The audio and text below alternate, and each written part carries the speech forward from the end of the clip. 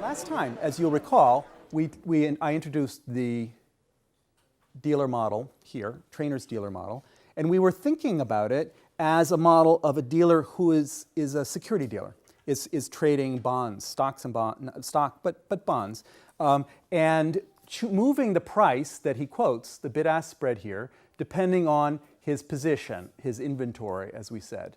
Okay, and we talked about what that dealer does and how he sort of converts funding liquidity, which he uses to finance his inventories, into market liquidity.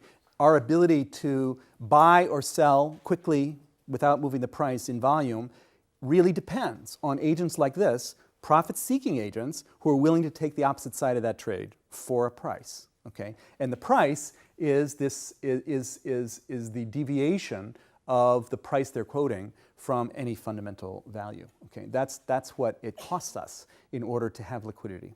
Okay, that's the point of yesterday's lecture. Now, the next step in the class, okay, these are security dealers, right? And so they're sort of, in my concept of the hierarchy of money and credit, okay, they're pretty far down, okay? It doesn't mean their social status or anything, just that they're pretty far removed from the best money in the world, international reserves or something like that, okay? So we want to ascend the hierarchy now and start talking about banks. And so let me just first, to motivate today, okay, give you a puzzle.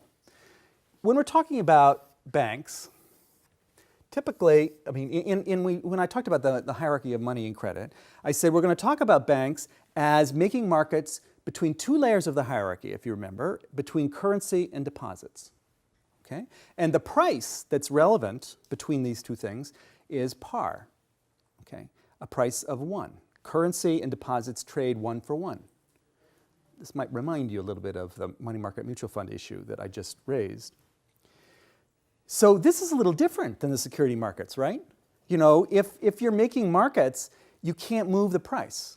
You know, if you're making this kind of market, you can't move the price. And we emphasized how it was very important for the dealer to be able to move the price in order to shelter themselves from risk that somebody on the other side might know more than them, or if there's price fluctuation or something like that.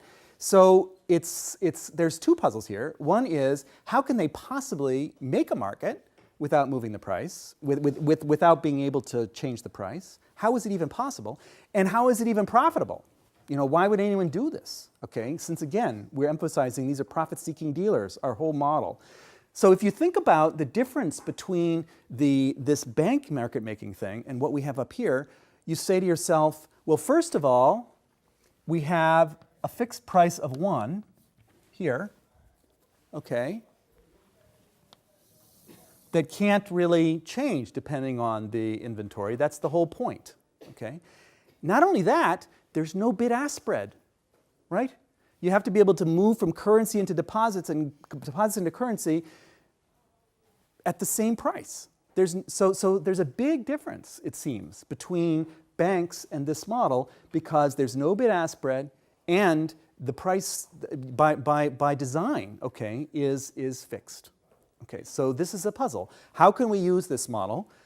Okay, one of the life lessons I have from doing economics for a long time is when you confront a puzzle like this, it's better not to hit it head on because it just means there's too many intervening steps. Okay, so let's just back up.